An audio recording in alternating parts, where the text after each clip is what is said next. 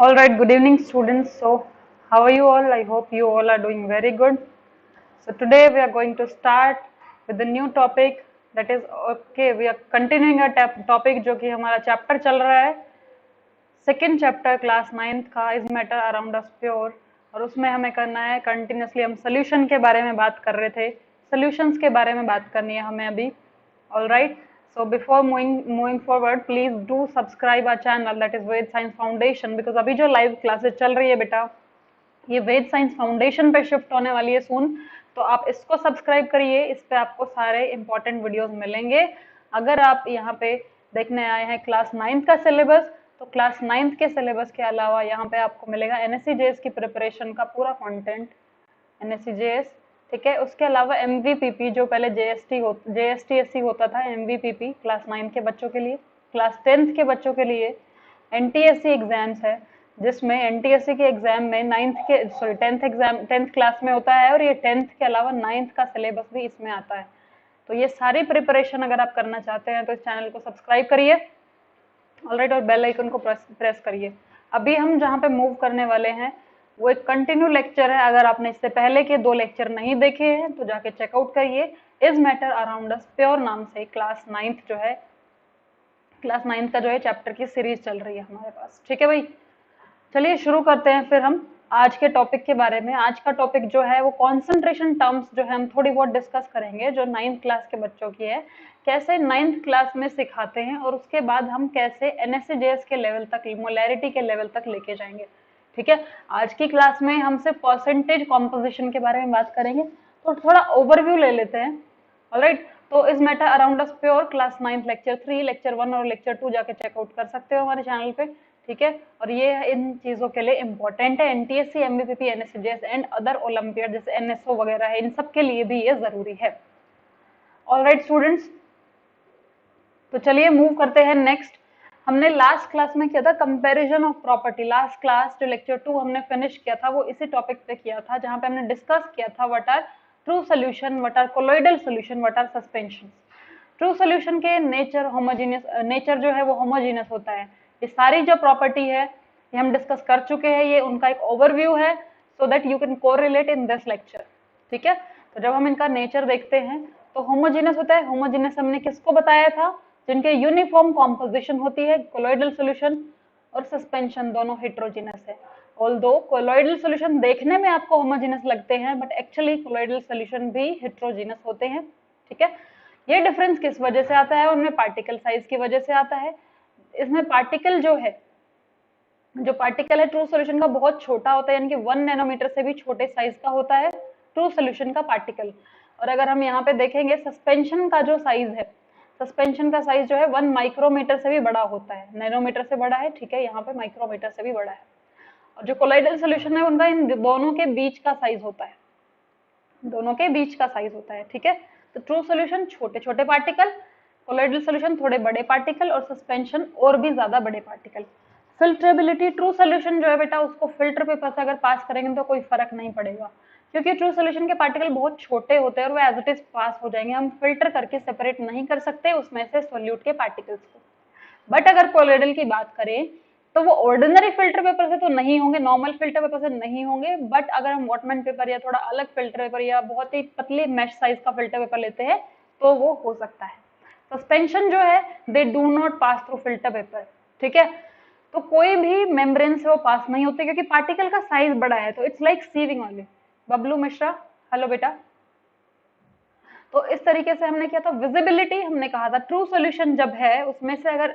एक light incidence करते हैं वो एज इट इज स्ट्रेट पास हो जाती है कोलॉइडल सॉल्यूशन में वो स्कैटर हो जाती है और सस्पेंशन में वो पास ही नहीं होती ठीक है हाय बबलू तो ये सारी चीजें हैं हमारे पास ऑल राइट तो ये हमने फिल्टरेबिलिटी देखी विजिबिलिटी देख ली डिफ्यूजन में क्या है डिफ्यूज रैपिडली अगर हम देखें ट्रू सॉल्यूशन के पार्टिकल बहुत छोटे साइज के होते हैं और आपने देखा है कभी कोई मिक्स होता है जब एक सोल्यूशन बनता है तो सोल्यूट का पार्टिकल कहाँ जाके रिजाइड करता है ना हमने ऊपर से शुगर डाली लेट्स से पानी के अंदर तो वो शुगर कहाँ गई है किसके बीच में जाएगी लेट्स से बहुत सारे H2O घूम रहे थे उनके बीच में शुगर का मॉलिक्यूल कैसे जाके बैठा होगा तो इनके बीच में गैप्स होते हैं वाटर के मॉलिक्यूल थोड़े दूर दूर होते हैं तो इनके बीच में गैप्स होते हैं तो जब भी हम कोई चीज डिसॉल्व करते हैं तो उसमें वो चीज उनके गैप्स में फिल हो जाती है, ठीक है। तो डिफ्यूज का मतलब हो गया उनके बीच के स्पेस में से पास हो जाना। ये विजिबिलिटी है true solution, sorry diffusion, true solution rapidly diffuse करते हैं। अब कोलोइडल के पार्टिकल का साइज थोड़ा हैवी है, थोड़ा सा हैवी है, जिसकी वजह से उनके डिफ्यूजन कैपेसिटी है जो कंपैरेटिवली ट्रू सोल्यूशन से कम होगी, अदरवाइज अच्छी खासी होती है उनके डिफ्यूजन की टेंडेंसी। सस्पेंशन जो है they do not diffuse, suspension diffuse नहीं होते, हमें उनको मिलाना पड़ता है। पानी में सैंड रख दो डिजोल्व हो जाएगी क्या, बट पानी में सोल्ट रखो खुद से डिजोल्व हो जाएगा। तो जो खुद से होने वाला टेंडेंसी है उसको हम बोलते हैं, कोई भी चीज खुद से अगर हो रही है डिफ्यूजन बोलते हैं, ठीक है, स्पॉन्टेनियस प्रोसेस। बट अगर हमें किसी को खुद से हमें कराना पड़ता है एक्सटर्नल फोर्स से, तो वो स्पॉन्टेनियस प्रोसेस नहीं होता। नेक्स्ट हम बात करते हैं टिंडल इफेक्ट की। ट्रू सॉल्यूशन में टिंडल इफेक्ट हमने बोला था कि बिल्कुल भी नहीं होता। हमने कहा था कि let's say there is one line, जहां से तुम जा रहे हो, एक सड़क है, यहाँ तुम जा रहे हो और यहाँ पे रास्ते में छोटा सा पत्थर आया, तो आप क्या करोगे, इसको ओवरकम करके इसके ऊपर से निकल जाओगे छोटे पत्थर से। लेट्स से आपके पास रास्ते में थोड़ा इतना बड़ा पत्थर आ गया, तो आप क्या करेंगे, इसके साइड से निकलोगे, ठीक है। और आपके पूरे रास्ते में ही पेड़ टूट के गिर गया ना, आंधी से बहुत तेज हवा आई और ये गिर गया टूट के, तो आप क्या करेंगे, आपको रास्ता ही बदलना पड़ेगा। तीन तरीके हैं। तो ऐसे ही ट्रू सॉल्यूशन का पार्टिकल साइज छोटा होता है तो light as it is pass होती है। जो कोलाइडल सॉल्यूशन है साइज बड़ा होता है तो लाइट रास्ता बदल लेती है, जस्ट लाइक दिस। और यहाँ पे सस्पेंशन से तो पास ही नहीं होती क्योंकि पूरा रास्ता ही ब्लॉक हो गया, तो उसको रास्ता ही चेंज करना पड़ जाता है। This was all about the Tyndall effect, और you can say effect of light. Appearance कैसी रहती है, ट्रू सॉल्यूशन ट्रांसपेरेंट हो जाते हैं, ठीक है। कोलोइडल सॉल्यूशन जनरली ट्रांसपेरेंट होते हैं बट हमेशा नहीं, ठीक है। बट सस्पेंशन ओपेक होते हैं, suspension are opaque. So this is the thing. Okay भाई, तो हमने ये कंपैरिजन कर लिया था प्रॉपर्टीज का। अगर आपको इसमें डाउट है तो पूछ लेंगे। नेक्स्ट देखते हैं हम फेजेस ऑफ कोलोइडल सिस्टम। अब यहाँ से भाई एक क्वेश्चन पक्का आता है, इसको समझ लो जल्दी से। ये जो चीज है यहाँ से क्वेश्चन पक्का आता है। किस चीज पे आता है, आपसे पूछा जाता है कोलोइडल सोल्यूशन के डिफरेंट तरीके से, डिफरेंट एग्जाम्पल्स। तो यहाँ पे क्या है, कोलोइडल सोल्यूशन है, उसके फेजेस क्या है, दो फेज होते हैं, एक डिस्पर्स्ड फेज, एक डिस्पर्शन मीडियम। डिस्पर्स्ड फेज जो होता है डिसकंटिन्यूअस फेज होता है, it is present in small amount similar to solute present in solution. जिस तरीके से सोल्यूट होता है ना, तो सोल्यूट अगर सोल्यूशन में सोल्यूट कम अमाउंट में प्रेजेंट है कहीं कहीं और सोल्यूशन हर जगह प्रेजेंट है, तो डिसकंटिन्यूटी आ जाती है। सोल्यूट के दो पार्टिकल्स के बीच में सॉल्वेंट का पार्टिकल रहता है, तो यहाँ पे डिस्पर्स्ड फेज किसको बोलते हैं, जो डिसकंटिन्यूअस है, जो कम अमाउंट में है। और मीडियम किसको बोलते हैं, जिसके अंदर वो डिस्पर्स्ड फेज डिस्पर्स हो रखा है।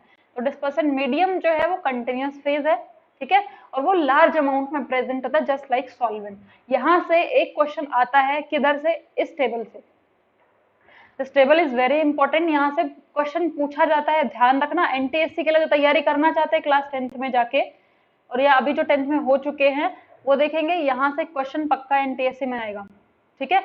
इसके अलावा जो बच्चा 9th क्लास का है वो इसको याद रखेगा, क्योंकि 9th में जो एग्जाम होता है एमवीपीपी का, आप उसमें भी देखेंगे इसकी बहुत इंपॉर्टेंस है, ये वहां पे भी इंपॉर्टेंट है ना। तब देखते हैं डिस्पर्सन मीडियम और डिस्पर्स्ड फेस क्या है, तो उसके हिसाब से टाइप क्या हो जाएगा कोलोइडल सोल्यूशन का, ठीक है। कोलोइडल सोल्यूशन के टाइप्स कैसे मेजर कर सकते हो, हम बता सकते हैं। तो हम देखते हैं हमारे पास, हम बात करें अगर मीडियम की, तो गैस अगर मीडियम है तो गैस में अगर गैस मिलाएंगे, गैस में गैस मिला के तो ट्रू सोल्यूशन बन जाएगा, वो कोलोइडल सोल्यूशन बनेगा ही नहीं। तो यहाँ पे कंसिडर कर रहे हैं हम कि डिस्पर्शन मीडियम अगर गैस है और गैस में लिक्विड मिला है, गैस में लिक्विड जैसे कि मिस्ट, जैसे कि फोग होती है ना, जैसे कि थोड़ा नमी वाले दिनों में आप देखते हैं मॉइस्चर होता है, बारिश वाले दिनों में मॉइस्चर होता है, तो वो क्या है, पूरी एयर में मॉइस्चर आ गया, गैस में लिक्विड आ गया है, ठीक है, तो उसको हम एरोसोल बोलते हैं। जैसे स्प्रे भी अगर हम कर रहे हैं, कहीं पानी स्प्रे करते हैं, तो वहां के वो छोटे पार्टिकुलेट्स जो निकलते हैं उनको एरोसोल कहते हैं। तो एग्जाम्पल है फोग, मिस्ट या क्लाउड्स। क्लाउड्स भी यही है, पूरा एयर है, उसमें वाटर वेपर्स है। तो ये एग्जाम्पल समझ लो बेटा, रट पाना मुश्किल होगा, आप इमेजिन करके चलेंगे। ये नाम पूछा जाता है इनका, ये जो नाम है दे आर बीइंग आस्क्ड। तो गैस में लिक्विड मिला है एरोसोल, गैस में सॉलिड मिलाओ। अच्छा, गैस में सॉलिड कैसे मिक्स हो सकता है, बहुत होता है, स्मोक, स्मोक देखा है, धुआं। इसके अलावा डस्ट स्टॉर्म जो होते हैं हमारे पास, डस्ट स्टॉर्म, कितनी मिट्टी होती है उसमें, डस्ट स्टॉर्म।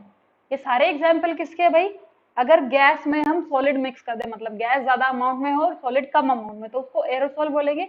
जब भी एयर अगर हमारे पास मीडियम है तो उसको एरोसोल बोलेंगे, ठीक है। सेकंड कंसिडर करते हैं हम लिक्विड को, मीडियम मान लेते हैं अपना। अगर लिक्विड मीडियम है तो लिक्विड में गैस तो फोम बनता है, जैसे बबल्स बनते हैं तो पूरा लिक्विड है, उसके बीच में गैस फिल्ड है, बबल्स, ठीक है। तो जैसे शेविंग क्रीम या विप्ड क्रीम जो होती है, विप्ड क्रीम या सोप जैसे डिटर्जेंट को जब हम मिक्स करते हैं तो बबली सा जो बन जाता है एक मिक्सचर, उसके अंदर गैस फिल्ड होती है, ठीक है। अगेन लिक्विड में लाएंगे तो इमल्शन, ये इमल्शन जो है दो तरीके का होता है, दो तरीके के लिक्विड है डिफरेंट नेचर के, एक तो ऑयल होता है और एक वाटर होता है, दो ही तरीके के लिक्विड है नेचर में, ऑयल और वाटर दोनों की अलग अलग बेस है, तो इनसे बनता है इमल्शन, यानी कि दो लिक्विड को जब हम मिक्स करेंगे, ऑलवेज ऑलवेज क्या बनता है, अगर दोनों सेम नेचर के मिला दिए तो वो ट्रू सोल्यूशन बना देगा, बट दो डिफरेंट नेचर के जब हम मिलाएंगे ऑयल और वाटर तो वहां पे बनेगा कोलोइडल सोल्यूशन, ठीक है। कोलोइडल सोल्यूशन है और वो कैसा है, इमल्शन उसका नाम रखा जाएगा। तो मिल्क, जैसे कि मिल्क में क्या है, फैट कहाँ से आता है, ऑयल है, फैट इज ऑयल ओनली, ठीक है, और वाटर। तो milk is a mixture of fat and oil. Face cream, उसमें भी क्या होता है, वाटर में फैट यानी कि क्रीम मिक्स होती है, वाटर में क्रीम मिक्स होती है, जो कहते हैं ना बहुत जल्दी एब्जॉर्ब हो जाती है स्किन में, या मॉइस्चराइजर या ऐसा फेस पे कुछ लगाते हैं कि नॉन स्टिकी है और नॉन ऑयली है, ऐसी चीजों जो भी लगाते हैं फेस क्रीम होती है, वो मिक्सचर तो एक इमल्शन होता है किसका, जो आपकी क्रीमी टेक्सचर है उसका और वाटर का, ठीक है। अब लिक्विड में सॉलिड मिलाएंगे तो सोल बनेगा, लिक्विड में सॉलिड सोल बनेगा, जैसे कि ब्लड है, ठीक है, मिल्क ऑफ मैग्नीशिया है, ब्लड है, पेंट है, इंक, गम, स्टार्च सोल्यूशन, लिक्विड में सॉलिड स्टार्च सोल्यूशन, ठीक है। जैसे पेंट है, ब्लड है, गम है, इंक है, इन सब में क्या मिलाया हमने, इंक में क्या मिलाया हमने, इंक कैसे बन गया भाई, है, इंक जो है हमने पानी में पाउडर मिलाया इसमें, जिसकी वजह से इसका कलर ऐसा बना है, तो लिक्विड में सॉलिड प्रेजेंट है, ठीक है। अब हम देखते हैं सॉलिड को मीडियम मान लेते हैं, मीडियम कौन हो गया अब, सॉलिड। तो अब देखते हैं अगर सॉलिड एक मीडियम है तो सॉलिड में गैस मिक्स करनी है, अब देखो हमें तो कैसे होगी, बिल्कुल होती है सॉलिड में गैस, सॉलिड फॉर्म उसको बोलते हैं। देखो जब भी गैस किसी चीज में मिक्स होगी उसको हम बोलते हैं फॉर्म, तो जब सॉलिड में गैस मिक्स होगी तो उसको कहेंगे सॉलिड फॉर्म, ठीक है। तो जैसे प्यूमिस्टोन जैसे देखा होगा, प्लास्टिक फॉर्म्स, या फिर आपने स्पॉन्ज देखा होगा, स्पॉन्ज के अंदर क्या होता है, सॉलिड के अंदर गैस फिल्ड होती है, फोम जो है उसके अंदर भी, देखो ये सारी चीजों में क्या है, गैस फिल्ड है। प्यूमिस्टोन में क्या होता है, पोरस होता है, वो भी बहुत ही, जैसे पोट है अपना मटका अर्दन पोट है, वो भी इसका एग्जाम्पल है, ठीक है। अब सॉलिड में लिक्विड मिक्स करके देखते हैं, जेल बनता है, सॉलिड में लिक्विड जेल बनता है, जैसे चीज पूरा सॉलिड है, उसमें वाटर रहता है, हनी, बटर, जेली, ये सब में क्या है, सॉलिड में ये गैस मिक्स है। नेक्स्ट हम देखते हैं, सॉरी लिक्विड मिक्स है।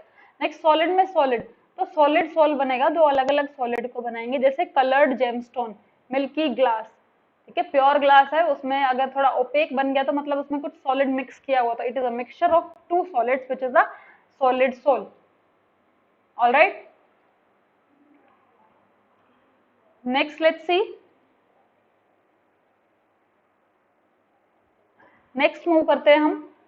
Before moving to that, please do subscribe our channel, that is Ved science Foundation, और यहाँ पे आपको सारी वीडियोस मिलेंगी ओलंपियाड प्रिपरेशन की free of cost, NSCJS NTSC जो भी एग्जाम की प्रिपरेशन आप देखना चाहेंगे, ठीक है, सारे लेक्चर्स मिलेंगे फ्री ऑफ कॉस्ट, बिल्कुल स्ट्रक्चर्ड।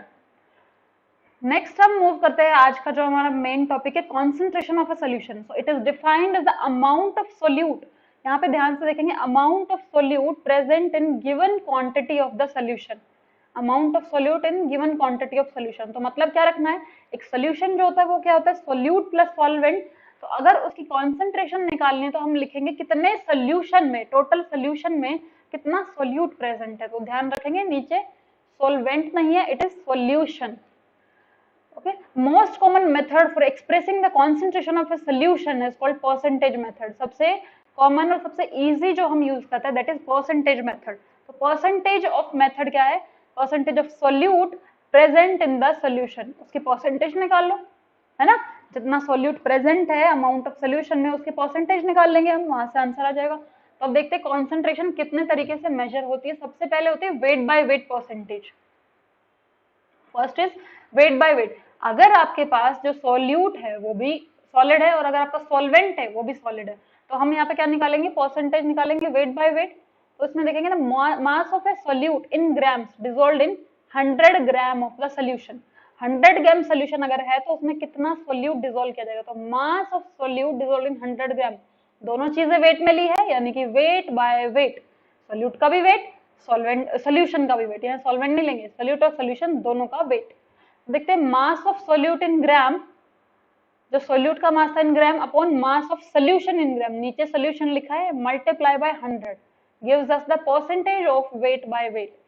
तो मास ऑफ सोल्यूशन क्या होता है हमें पता है, mass of solution is equal to mass of solute plus solvent.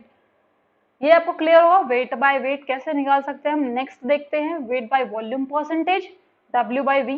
ठीक है, इसमें कैसे होगा, mass of solute in grams, क्योंकि ऊपर वेट है तो ऊपर लेंगे in grams dissolved in 100 ml of the solution, नीचे वॉल्यूम, तो weight by volume, weight is for solute and V is for solution, कि सोल्यूट हमारा सॉलिड था और सोल्यूशन पूरा जो है वो लिक्विड है। देखेंगे wait by volume percentage, mass of solute upon volume of solution in ml। यहाँ पे यूनिट्स का जरूर ध्यान रखेंगे, क्वेश्चन में आपको यहीं पे कंफ्यूज करते हैं ये लोग। ठीक है, multiply by 100 gives us the percentage. Excuse me. Next देखते हैं volume by volume percentage, that is V by V। इसमें क्या होगा, volume of solute in ml dissolved in 100 ml of the solution. तो ऊपर भी वॉल्यूम है, नीचे भी वॉल्यूम है, दोनों ml में है। वॉल्यूम बाय वॉल्यूम परसेंटेज तो कैसे निकालेंगे, volume of solute dissolve by volume of dissolving volume of solution multiply by 100। तो इस तरीके से हमने 3 तरीके से परसेंटेज, ये कहाँ दिखते हैं आपको, कॉम्पोजिशन कहाँ दिखते हैं ये परसेंटेज के जो है। आपने कोई मेडिसिन देखते हैं, कोई नई चीज आप खरीदते, कोई लिक्विड आप अगर खरीदते हैं तो उनमें मेडिसिन वगैरह में स्पेशली लिखा होता है V by V, W by V ऐसे करके लिखा होता है। तो उसका मतलब यही है कि पूरा जो सोल्यूशन है उसमें उस पर्टिकुलर सॉल्ट का कितना परसेंटेज प्रेजेंट है। Okay, so now please do subscribe our channel Ved Science Foundation, which is very important for the preparation of class 9, 10th level examinations. Now it's the practice time. यहाँ पे हम question करना start करते हैं, please be engaged, है ना। तो अभी देखते हैं कैसे हम इसके क्वेश्चन करेंगे, आप आंसर बताते रहेंगे। ठीक है, तो यहाँ पे calculate the amount of glucose required to prepare 250 gram of 5% solution of glucose by mass. अब कहते हैं मास बाय मास की बात हो रही है, बाय मास की बात हो रही है। तो द क्वेश्चन सेज कि हमें वेट बाय वेट यूज करना पड़ेगा क्योंकि दोनों ऐसे दिए हुए हैं। ठीक है, तो अब ग्लूकोज का अमाउंट पूछा है, ग्लूकोज इज अ सोल्यूट, तो हमारे पास फॉर्मूला क्या है, solute upon solution, solute upon solution multiply by 100 is equals to, यहाँ पे परसेंटेज आएगा बट इन्होंने परसेंटेज पहले ही दे दी, सोल्यूट का अमाउंट पहले दे दिया 250 ग्राम्स। ठीक है, और यहाँ पे क्या पूछा है, सॉरी अमाउंट पूछा है, सोल्यूशन दे दिया, यहाँ पे पूछा है आपसे अमाउंट ऑफ ग्लूकोज कितना रिक्वायर्ड होगा, सोल्यूशन आपको बता दिया है, सोल्यूशन इज 250 ग्राम। तो क्या हम यहाँ से कैलकुलेट करके निकाल सकते हैं x की वैल्यू, हम यहाँ से कैलकुलेट करके निकाल सकते हैं, बिल्कुल। तो क्या होगा, 5 into 250 divide by 100 is equals to x, is equals to x। तो यहाँ से क्वेश्चन का जो आंसर आएगा अप्रोक्सीमेटली 1.25 के आसपास आएगा, अगर कोई करेक्शन है तो देख लेंगे। ठीक है, this will be the answer, आपको निकालना है। हमारे पास फॉर्मूला क्या है परसेंटेज निकालने का, ऊपर गिवन वेट ऑफ सोल्यूट, नीचे weight of solution multiply by 100। Alright, next move करते हैं भाई, हम नेक्स्ट क्वेश्चन पे चलते हैं। चलिए नेक्स्ट क्वेश्चन पे, here is the question, a solution contains 50 ml of alcohol mixed with 150 ml of water। ठीक है, find calculate concentration of solution. तो यहाँ पे क्या है, वॉल्यूम बाय वॉल्यूम, ml लिया है दोनों ने, यूनिट सेम है, चेकआउट कर लिया हमने। तो अब यहाँ पे परसेंटेज निकालने का फॉर्मूला देखते हैं। ऊपर क्या आता है भाई, 50 ml सोल्यूट और नीचे आता है 150 ml। अब देखो यहाँ पे डिसॉल्व्ड विद लिखा है, यहाँ पे ये सोल्यूशन नहीं है, ये सॉल्वेंट है। तो यहाँ पे अमाउंट क्या होगा, 50 प्लस 150, क्योंकि ऑलरेडी 150 ml में 50 ml अल्कोहल डाल रहे हैं हम। ठीक है, अच्छा रेशियो है ना, देख रहे हो यहाँ पे कितना अच्छा रेशियो है अल्कोहल और पानी का। तो ये जो है ये हमें डालना है यहाँ पे, दोनों को मिक्स करके इनटू 100 करना है, then will surely get the percentage, कि यहाँ पे कितना परसेंट सोल्यूट प्रेजेंट है इस सोल्यूशन में। तो देखेंगे इसको सॉल्व करके 50/200 मल्टीप्लाई बाय 100, इसमें काट पीट दो, जो भी करना है कर दो, ठीक है। तो अप्रोक्सीमेटली 50/2 जो है आंसर आ रहा है आपका 50/2 परसेंटेज। तो 50/2 इज 25% ओनली, 25%। अगर एक सोल्यूशन है उसमें 50 ml मिक्स किया है 150 ml वाटर में, तो हमारे पास जो सोल्यूशन है उसका अमाउंट बदल जाएगा। सोल्यूशन का अमाउंट क्या है 50 + 150 यानी कि 200। तो सोल्यूशन जो है वो हमें लेना है भाई नीचे और ऊपर लेना है सोल्यूट। आई होप ये सबको क्लियर होगा, डाउट है तो please do ask me. Alright, let's move further. If 200 grams of solution is removed from 500 grams of 20% weight by weight aqueous sugar solution and 20 gram more sugar is mixed in the remaining solution, then find the concentration of the new solution. कोई बताएगा इसका answer क्या होगा, कैसे कर सकते हैं हम, देखते हैं चलो। तो ये बोल रहे हैं 200 gram of solution is mixed with 50 gram of 20% aqueous sugar solution। देखते हैं, हमने यहाँ पे किया था शुगर सोल्यूशन का मिक्सचर क्या है 20%, ठीक है।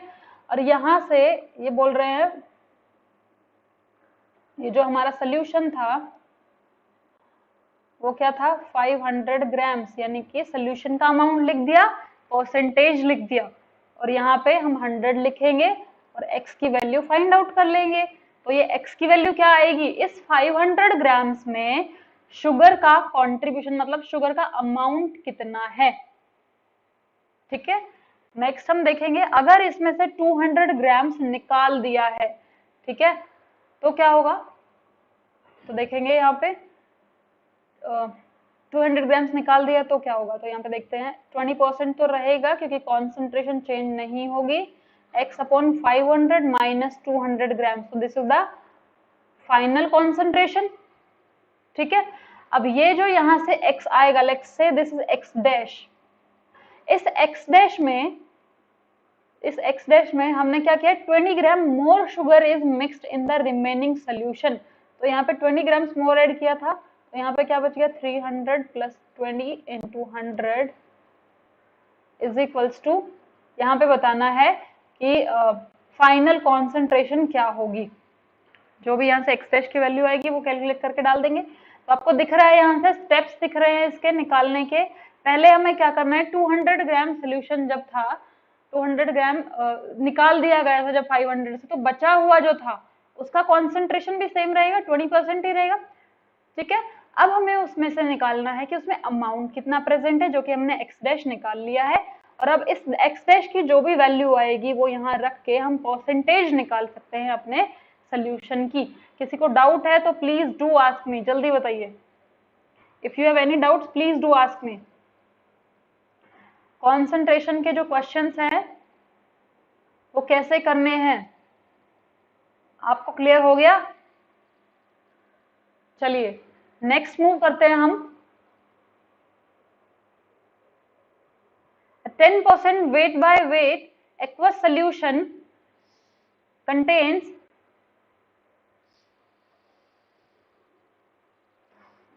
5 gram of salt in it. यहाँ पे 10% सोल्यूशन है, इसमें 5 ग्राम यहाँ पे आपको दिया हुआ है, ऐड किया हुआ है सॉल्ट। इसमें 10% सोल्यूशन में 5 ग्राम सॉल्ट ऐड किया हुआ। Calculate the amount of water that should be evaporated to make its concentration 50% weight by weight, ठीक है। तो देखते हैं 10% एक्वस सोल्यूशन है हमारे पास, 10% है वेट बाय वेट, ठीक है। इसमें क्या है 5 ग्राम सॉल्ट है, 5 ग्राम सॉल्ट है, तो हमें कॉन्सेंट्रेशन पता है और यहाँ पे सॉल्ट पता है। Calculate the amount of water that should be evaporated. तो अब यहाँ से हम क्या निकाल सकते हैं, हम यहाँ से अपना सॉल्यूशन का अमाउंट निकाल सकते हैं। लेट्स से अब जब हम इसको कैलकुलेट करेंगे तो यहाँ से हम सॉल्यूशन का अमाउंट फाइंड आउट कर सकते हैं, ठीक है। अब जो यहाँ पे टोटल सोल्यूशन आ गया है, let's say x is the total solution, x यहाँ पे टोटल सोल्यूशन है। अब ये कह रहे हैं कि what amount of water should be evaporated to make it concentration 15%, ठीक है। अब इसके कॉन्सेंट्रेशन को इंक्रीज करना है फ्रॉम 10 to 15%, तो 15 आ गया। अब हमने इसमें कोई नया सॉल्ट नहीं डाला था, तो ऊपर सोल्यूट सेम रहेगा। सॉल्वेंट की जब बात आएगी तो यहाँ से जो x आया था इसमें से हमें कुछ रिमूव करना है, x डैश, ठीक है। तो जैसे ही हमें x की वैल्यू पता चल जाएगी, x की वैल्यू डाल के हम x डैश की वैल्यू कैलकुलेट कर सकते हैं, x डैश की वैल्यू कैलकुलेट कर सकते हैं। तो यहाँ से क्वेश्चन हो जाएगा, यहाँ से कॉन्सेंट्रेशन टर्म्स का एक क्वेश्चन हो जाएगा आपका। पहले क्या करना है, आपको यहाँ से सोल्यूशन निकालना है, क्योंकि सोल्यूशन का अमाउंट आपको नहीं दिया, सिर्फ सोल्यूट का अमाउंट दिया। तो सोल्यूट के अमाउंट से सोल्यूशन का अमाउंट निकालेंगे, वो सोल्यूशन में से कुछ माइनस करना पड़ेगा ताकि ये 15% हो जाए, तो वो जो कुछ माइनस किया है उसको निकालना पड़ेगा। Okay, so this is the question. Next, let's see. There's one more question, but before going to that, please do subscribe our channel, that is Ved Science Foundation. और यहाँ पे आपको सारे प्रिपरेशन की वीडियोस मिलने वाली है जो कि है 9th और 10th से रिलेटेड। अगर किसी को कोई क्वेरी है, कोई डाउट है, तो प्लीज कमेंट सेक्शन में बताएं जल्दी से। Hurry up, please comment down below. चलिए नेक्स्ट क्वेश्चन देखते हैं हम। How much water should be added to 16 ml acetone to make its concentration 48%? 16 ml acetone है और इसमें कितना वाटर डाला जाए कि इसकी कॉन्सेंट्रेशन 48% हो जाए। तो let's say 16 ml is the solute, और हमें यहाँ पे ये नहीं पता कि इसमें सॉल्वेंट कितना होगा, तो हम उस सॉल्वेंट को x, हमें पूरे सोल्यूशन का नहीं निकालना बेटा, हमें निकालना है सिर्फ सॉल्वेंट का। तो ये क्या है, 16 जो कि सोल्यूट है upon 16 plus x multiply by 100 is equals to 48%, is equals to 48%। तो यहाँ पे कितना वाटर ऐड किया जाएगा, तो यहाँ पे यानी कि वाटर जो है वो सॉल्वेंट की तरह एक्ट कर रहा है, सॉल्वेंट। तो ये सॉल्वेंट ही देख लिए, क्योंकि आपको पता है हमारा जो सोल्यूशन होता है it is equals to solute plus solvent, ठीक है। और नीचे हमें लिखना है पूरा सोल्यूशन की वैल्यू, तो यहाँ से हम कैलकुलेट कर सकते हैं, यहाँ से हम पूरा कैलकुलेट कर सकते हैं क्या सॉल्व होगा, कैसे आएगा यहाँ से,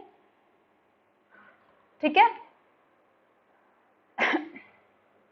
क्लियर है आपको ये?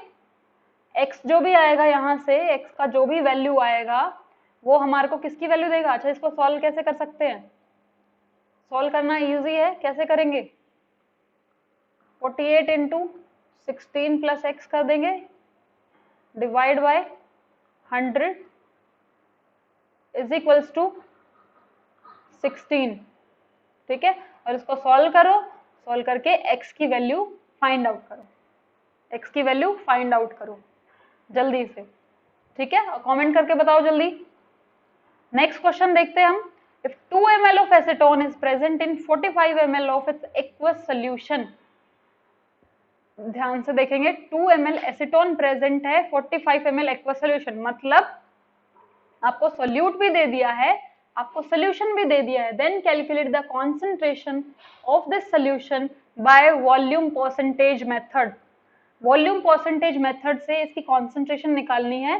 हाउ टू डू दैट, आपको पता है परसेंटेज जो है concentration, it is like solute का जो अमाउंट होगा divide by solution. You very well know this because इतने क्वेश्चन किए हैं अभी। मल्टीप्लाई बाय 100, ठीक है। तो यहाँ पे सोल्यूट का अमाउंट है 2 ml, सॉल्वेंट का, अब देखो यहाँ पे present in 45 ml of solution बोला है, यहाँ पे अगर ये 45 ml ऑफ एसीटोन बोलता तो क्या था, 45 ml एसीटोन सिर्फ हमारे पास सॉल्वेंट होता, बट अगर उसने पूरा सोल्यूशन बोला है तो this is considered as solution, तो यहाँ पे हम ऐड नहीं करेंगे। 55 इंटू 100 कुछ इस तरीके से हो जाएगा, 2 अपॉन 45 इंटू 100, और यहाँ से हमारा जो है सॉल्व करके आंसर आ जाएगा इन परसेंटेज, परसेंटेज में सॉल्व करके ये वैल्यू आ जाएगा हमारा। ऑल राइट, चलिए, तो ये जो क्वेश्चन थे हमने आज क्या किया, true solution, colloidal solution, suspension solution, तीनों का कंपैरिजन किया। उसके अलावा कॉन्सेंट्रेशन कैसे निकाली जाती है उसके क्वेश्चन किए। उसके अलावा जो एक मेन चीज करी है, हमने एक टेबल डिस्कस करी है डिस्पर्स्ड फेज और डिस्पर्शन मीडियम की, उसको प्लीज याद कर लेना। वहां से क्वेश्चन पक्का आता है, आपसे पूछा जाएगा सीधा एरोसोल का एग्जाम्पल बताओ, ठीक है, आपको सीधा बोलेंगे सॉलिड सोल का एग्जाम्पल बताओ, इमल्शन का एग्जाम्पल बताओ, ठीक है, कैसे बताएंगे आप उनको, तो उसके लिए वो टेबल बहुत जरूरी है और वहां से पक्का क्वेश्चन आता है भाई, ठीक है, वहां से पक्का क्वेश्चन आता है, उसको तैयार रखेंगे बिल्कुल उस पोर्शन को, ठीक है। तो चलिए नेक्स्ट क्लास में हम मूव करेंगे, इसके आगे हम सेपरेशन टेक्निक से डील करना शुरू करेंगे कि कैसे अलग अलग मिक्सचर्स को अलग अलग तरीके से सेपरेट किया जा सकता है। आज के लिए इतना ही, नेक्स्ट क्लास में मिलेंगे हम। But before going please do subscribe our channel Ved science foundation, वहां पे आप जाके देखेंगे कि आपको ये लेक्चर्स का इंट्रोडक्शन मिल रहा है और जल्द ही वहां पे पूरा कंटेंट भी मिलेगा। ऑलराइट, तो ये थी आज की बात हमारी, मिलते हैं नेक्स्ट क्लास में, bye bye, see you soon, take care और घर में रहो सारे भाई और अपने टाइम को यूटिलाइज करो, ठीक है, टाइम को यूटिलाइज